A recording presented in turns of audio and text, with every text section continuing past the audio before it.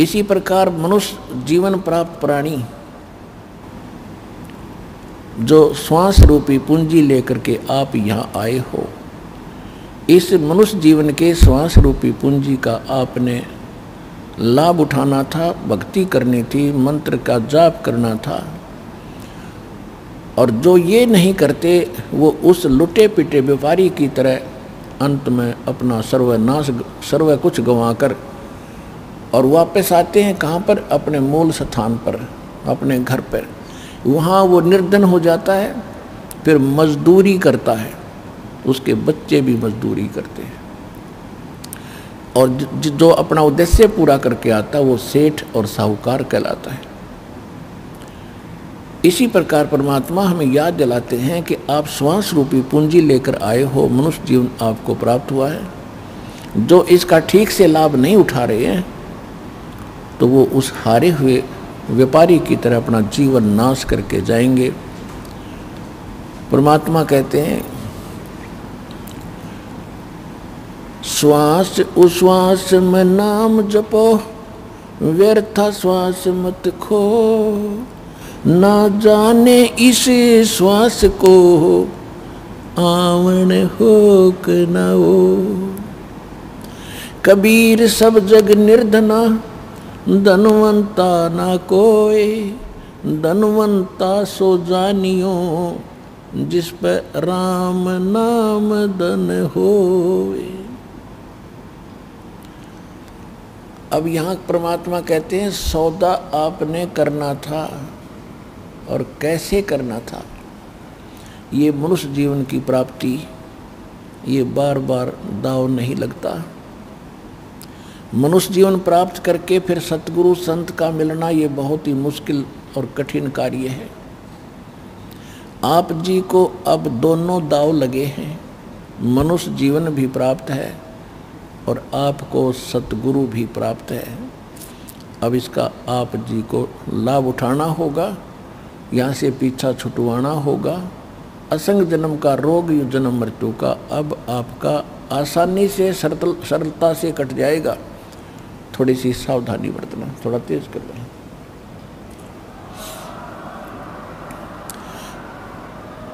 यो सौदा फिर नाही रे संतो, यो सौदा फिर नाही, ये सौदा फिर नाही रे संतो, यो सौदा फिर नाही।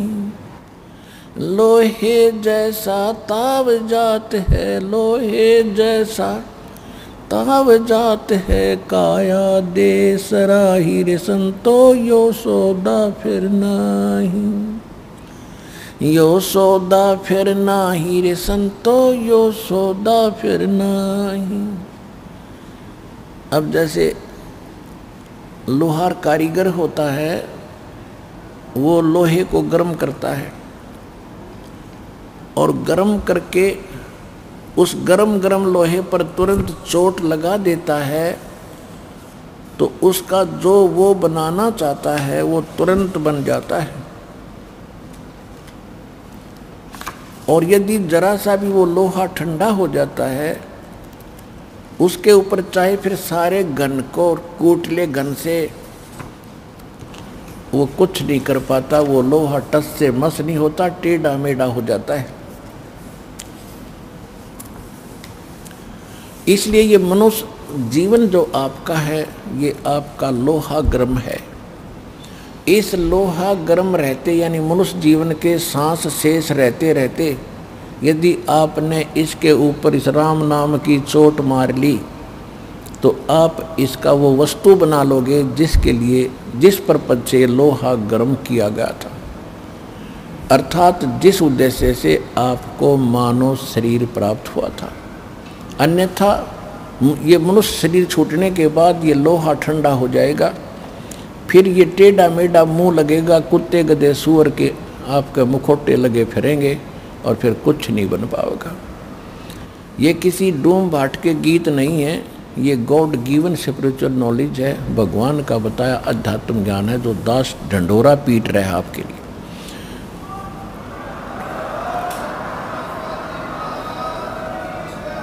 अब क्या बताते हैं कि ये सौदा फिर नाही संतो यो सौदा फिर नाही, ये लोहे जैसा ताव जात है काया देश राही। तीन लोक और भवन चतुर्दश सब जग सौदे आही, और दुगने तिगने किए चौगने किन्हु मूल गवाही। आप वो पुण्यात्मा हैं, आप मनुष्य जीवन इस पूंजी का, श्वासों की पूंजी को दुगना तिगना चौगना अर्थात आप इसमें वृद्धि कर रहे हो, प्रॉपर तरीके से इसका लाभ उठा रहे हो। और जो इस सतमार्ग पर नहीं आए हैं, जो गलत नकली गुरुओं के पास भी भक्ति कर रहे हैं, या जो भक्ति करते ही नहीं हैं, या जो शास्त्र विदिता कर्मन माना आचरण कर रहे हैं, वो भोली श्रद्धालु भी, वो भोली आत्मा भी मनुष्य जीवन को सफल ना करके व्यर्थ कर रहे हैं। देखो पुण्यात्माओं, दास का उद्देश्य किसी की आलोचना करना नहीं है। अब दास की आंखें खोल दी कबीर भगवान ने, और ये दास भी आपकी तरह भटकी हुई आत्मा था, परमात्मा की चाहनी थी। जैसी भी परंपरागत साधनाएं थी वो सारी किया करते थे। अब जब परमात्मा के ज्ञान की रोशनी हुई तो पता चला कि वो तो सारा व्यर्थ शास्त्र विदिता कर्मन माना आचरण था। तो दास लगभग 20 वर्ष से यही संदेश जनता को दे रहा है। टीवियों के माध्यम से भी दास ने स्पष्ट बोल दिया है कि विश्व में कोई संत नहीं है, किसी के पास आध्यात्मिक ज्ञान नहीं है। उनके प्रमाण भी दिखा दिए हैं।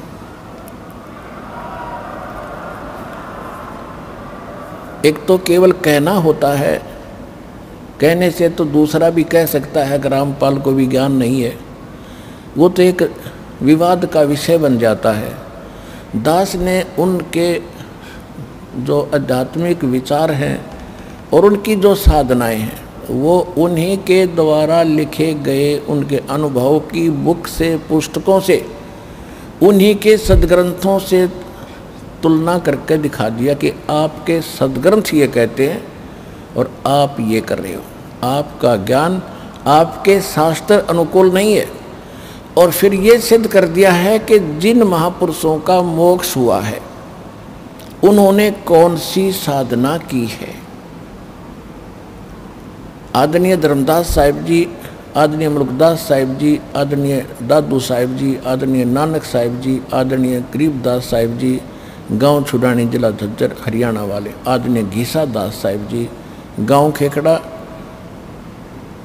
जिला बागपत यूपी वाले, इन महापुरुषों ने परमात्मा पाया। और तो चलो किसी को आप नहीं जानते होंगे, लेकिन आदरणीय नानक साहिब जी के बारे में तो आज विश्व में किसी को शंका नहीं है कि वो महापुरुष नहीं थे या वो मुक्त नहीं हुए।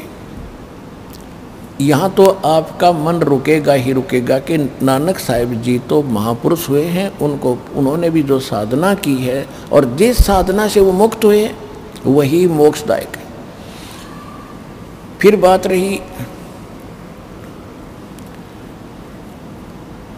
कि हमारे सदग्रंथ कौन सी साधना बताते, जैसे ये राधा स्वामी पंथ वर्तमान के अंदर विश्व के अंदर बहुत घना फैला हुआ है और ये कहते हैं कि सचखंड, सतलोक और सतपुरुष जो है वो यही इन्होंने ही ज़्यादातर इस बात की चर्चा की है, सतलोक और सचखंड की। और ये साथ में गुरु नानक देव जी की वाणी का समर्थन लेते हैं कि उन्होंने भी यही बताया है, वो भी यही साधना करते थे 5 नाम की। 5 नाम धनकार धुन, ये एक शब्द, एक लाइन निकाली गुरु ग्रंथ साहिब में नानक जी की वाणी से, उसके ऊपर गांठा जोड़ दिया, हल्दी की गांठ से पंसारी बन गए। नानक साहिब जी ने तो ये कहा है कि 5 नाम तो इन प्रधानों के हैं जो हमारे कमलों में बैठे हैं। वो 5 नाम भी राधा स्वामी वालों के पास नहीं है जिनसे कुछ लाभ मिलना था। वो तो 5 नाम काल के जाप करते हैं, ओंकार, निरंकार, ज्योति निरंजन। ये तीनों नाम काल के। ओंकार कहो, काल का जाप। निरंकारियों कोई मंत्र है नहीं, ओंकार और ज्योति निरंजन यो काल का जाप है ही है। सोहम और सतनाम, सतनाम कोई मंत्र नहीं होता, वो तो 2 अक्षर का मंत्र है।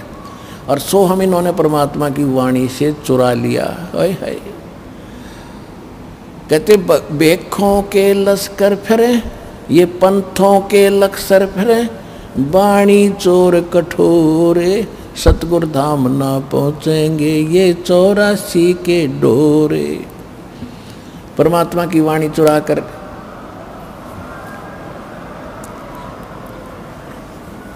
तो दास ने ये सभी प्रमाणित कर दिया कि इनके पास ज्ञान नहीं है, और एक इंटरनेशनल सत्र के चैनल पर चला दिया। और एक दिन से नहीं, लगातार 10 वर्ष से चल रहा है, 11 वर्ष से चल रहा है, और सबके बारे में कह दिया तुम्हारा ज्ञान गलत, तुम्हारी साधना गलत, आप अपना भी जीवन नाश कर रहे हो और भोली आत्माओं को भगवान से दूर करके उसके पाप के भागी और बन रहे हो।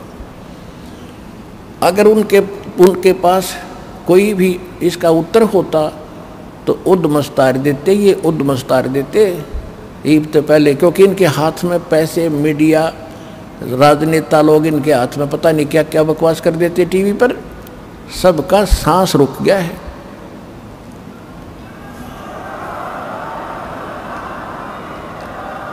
और ये थोड़े से दिन इन आर्य समाज के नकली आचार्यों ने बकवास करी थी, मुंह पिटवा कर बैठ गए, क्योंकि सत्य तो सत्य ही होती है।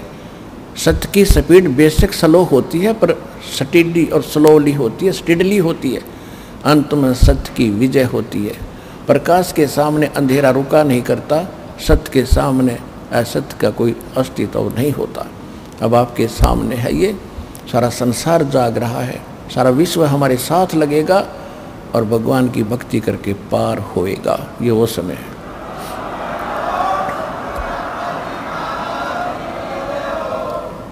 तो कहने का तात्पर्य ये है कि दास ने आप जी को वो अमर संदेश दिया है जो भगवान दिया करते थे 600 वर्ष पहले।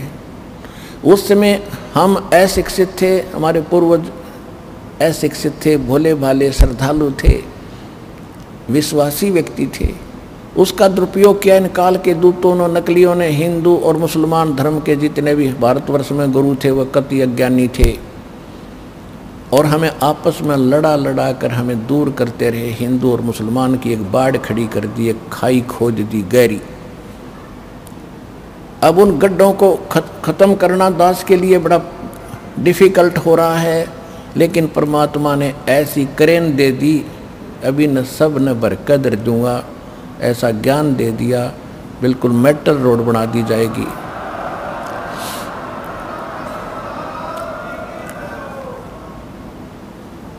इनको ऐसे सेट कर दिया जाएगा, पूरा विश्व समझेगा कि सचमुच बात तो इन धर्म की सीमाओं से कुछ बाहर है। हमारा धर्म है, जीव हमारी जाति है, मानव धर्म हमारा, हिंदू मुस्लिम सिख ईसाई कोई धर्म नहीं है न्यारा। क्योंकि हम परमात्मा के लिए बढ़ते चले गए, भगवान के लिए हम विभाजित होते चले गए। जिसने जैसा भी ज्ञान दिया हम उनके पीछे लग गए, परमात्मा के लिए तड़प रहे हैं। अब हम परमात्मा ने सबसे पहले शिक्षित किए और ऐसे इंस्ट्रूमेंट दे दिए, ये मनुष्य नहीं बना सकता, ये याद रख लेना। जो आज इंटरनेट सिस्टम, ये इलेक्ट्रॉनिक जो मीडिया चैनल बना दिए, और ये चिप बनवा दी, ये मेमोरी कार्ड बनवा दिए, मोबाइल बनवा दिए, ये मनुष्य नहीं बना सकता, ये भूल जाना। ये कबीर भगवान ने दी बुद्धि से ये जीव कुछ कर रहा है, वो करवाता तो इन्हीं से। अब इसी से आप अंदाज़ा लगा लो, हमारे सदग्रंथ पवित्र वेद, पवित्र श्रीमद् भगवद गीता, पवित्र पुराण, ये यहीं पर थे। और हिंदू धर्म के जो माने जाने वाले ऋषि महर्षि सतयुग से लेकर आज तक इनको कंठस्थ भी याद कर रहे थे, इनको पढ़ भी रहे थे, पर ये समझ नहीं सके इसका रहस्य क्या है। तो उनकी बुद्धि जीव सत्र की थी। अरिबदास को परमात्मा ने बुद्धि दी, कबीर भगवान की दी बुद्धि से इस दास ने उन्हीं सदग्रंथों को निष्कर्ष निकाल के आपके रूबरू कर दिया।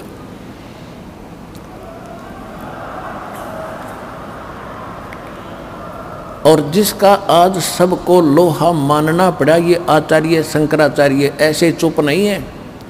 इनको पता है कि तुम्हारे पास खख नहीं, और जितने बोलोगे उतने पिटोगे ज्ञान में।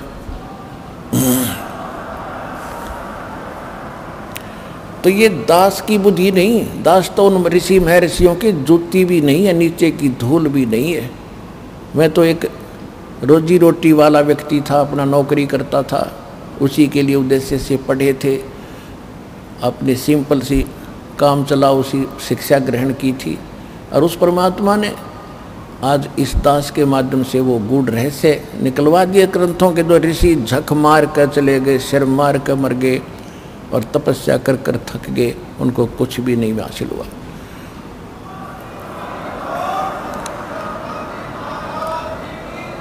तो यही समझ लेना कि इंटरनेट, ये जो भी सिस्टम बनाया गया है, ये परमात्मा कबीर जी ने आपके लिए अपने उन बच्चों से बनवाया है जो वैज्ञानिक उसमें रुचि रखते थे। वो भी उसी के बच्चे हैं, उनको परमात्मा ने आपके लिए ये क्रिया करवाई। तो इसलिए पहले हम अशिक्षित थे, अब शिक्षित हो गए। शिक्षा एक बहुत बड़ा आपके ऊपर अभिशाप बना, क्योंकि हम मर्यादा भूल गए।